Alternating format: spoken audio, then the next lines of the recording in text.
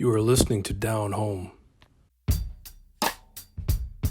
From Juneteenth in the US to Emancipation Day in Canada, to the rhythm and color of Toronto's Caribbean Carnival, these celebrations go beyond the festivities. They mark freedom, honor the past, and bring people together. Whether you're part of the crowd or just getting to know what these days stand for, we're here to share what makes them meaningful and why they matter today. I'm Derek Wise, and on behalf of Jay Jones, welcome to Down Home, the Canadian experience by two black men. Breaking new ground, breaking new ground, breaking new ground, simple breaking new ground, breaking new ground, breaking new ground, simple breaking new ground, breaking new ground, breaking new ground, simple breaking new ground, breaking new ground. All right, celebrations in black culture. From what I found, they kind of center around music, food, and dancing, man. Mm-hmm. Yep. Which says a lot. What do you think?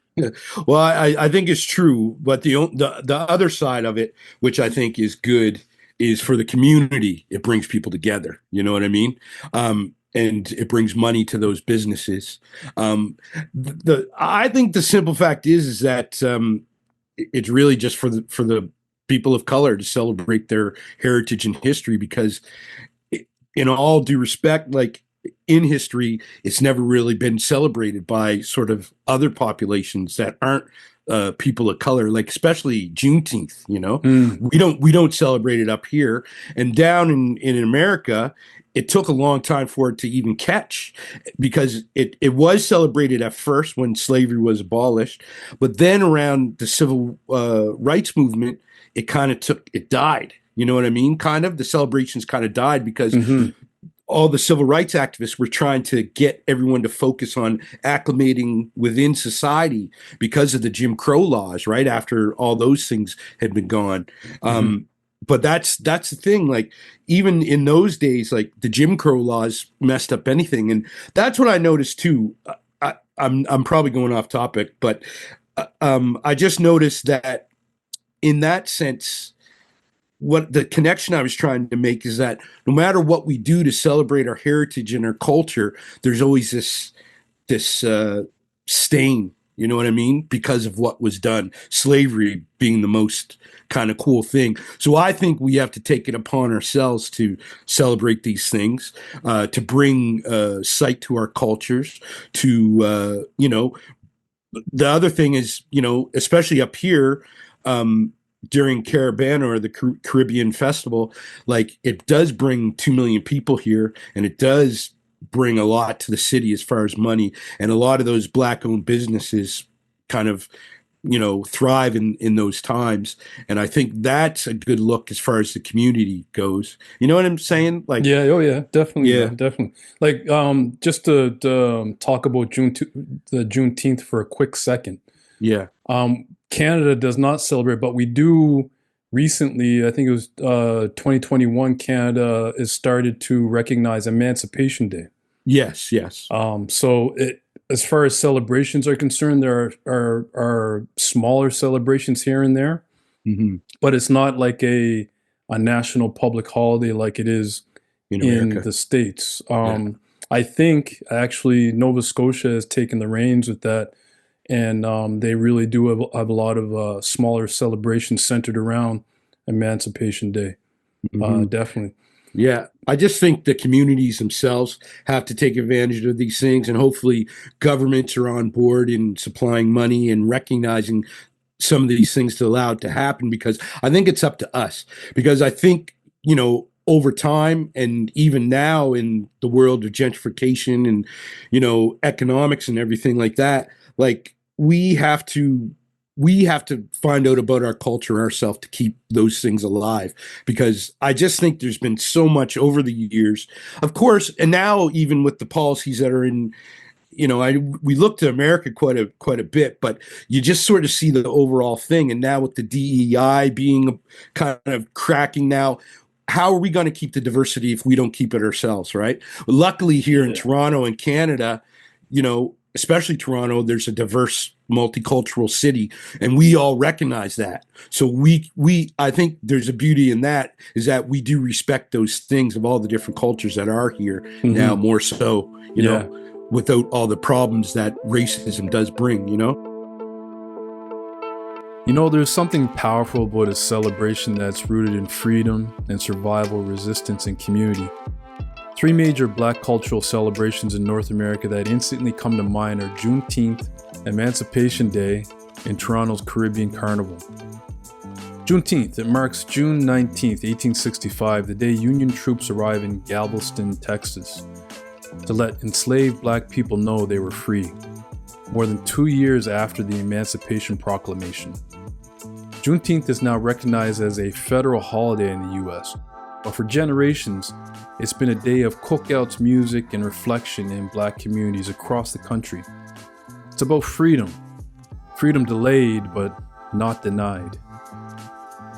Here in Canada, there's Emancipation Day, which falls on August 1st. That's the day slavery was abolished across the British Empire in 1834, including in what's now called Canada. While it doesn't always get the same spotlight, Emancipation Day is gaining ground. Cities like Toronto and Halifax are bringing it into public spaces with events, panels, and performances. It's a time to honor the ancestors who fought for their dignity and to recognize the impact of that history today. And of course, we can't talk about Black celebrations without mentioning Toronto's Caribbean Carnival, or as most people still call it, Carabana. It started in 1967 as a gift from Caribbean Canadians to mark Canada's centennial. Since then, it's grown into one of the largest street festivals in North America.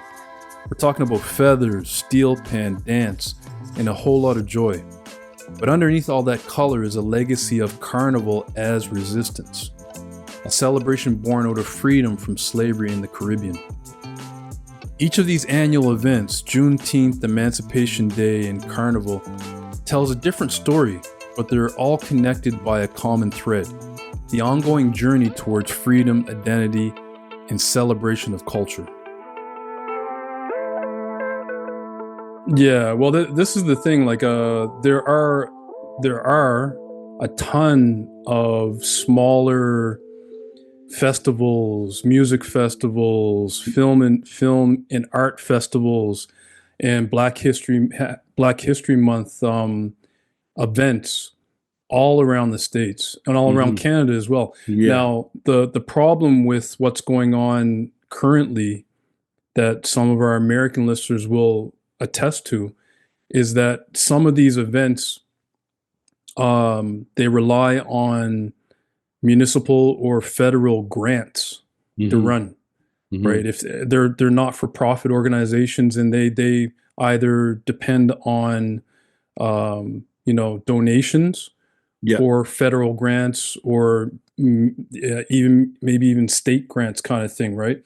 Yeah. So the fact that this particular administration is hell bent on getting rid of any type of federal funding that has anything to do with diversity, equity, and inclusion. I've gotten to the point where I don't say DEI anymore, because the people that don't actually know what, if you're gonna actually speak negative about it, say it all out so that you know who you are.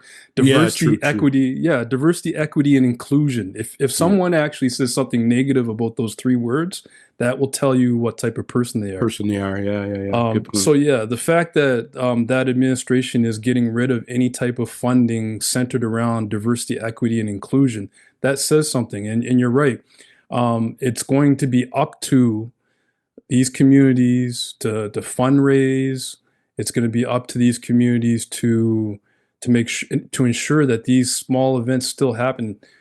In Canada, we're in a favorable light. There is no risk right now of any type of we have commercial backing with banks. We have we have federal backing with grants. And as you mentioned, one of the largest celebrations of Black culture in North America is Carabana, and Yeah. that's for sure. Like anywhere between 1 to 2 million people come into this event Yeah. every year. And it brings in, according to some of the stats that I read, it adds like 467 million to the national GDP, Mm. and it supports more than 3,000 small businesses, which are mostly probably owned by people of color or different cultures, and it brings 182.7 million in tax revenue as well. Hmm. So as Canada looks at it, it's all good. You know what I mean? Yeah, As far yeah, as that definitely. goes. Yeah, It's an important event, and it's gone through its own little bits of trouble here and there, but it's of endured. course. Yeah, it has Um, endured. yeah, there are celebrations down home that have kind of gone by the wayside, unfortunately. Like if you remember, there was the Black tournament Yeah, that which is is no more. yeah, But there are a ton of events down home in Nova Scotia that still happen. yeah, They don't actually call it Black History Month down home anymore. It's called African Heritage Month, which excellent. is a good change. Yeah, So there's a ton of events there as well that go yeah. on. Yeah, But and it's a good. Africville, and they still have their yearly thing, which the Yeah. community does itself, Hmm. because that's very important. So that's what I see. I see that it's our responsibilities to know our history, to know our heritage, but also here in Canada, which is a beautiful thing, it does shed light on some of those things, because if it brings education, it brings notoriety to all these different cultures we celebrate, and that's what we have to do, because overall, like you say, right now everything's cool, but who knows with the political climate that's going on.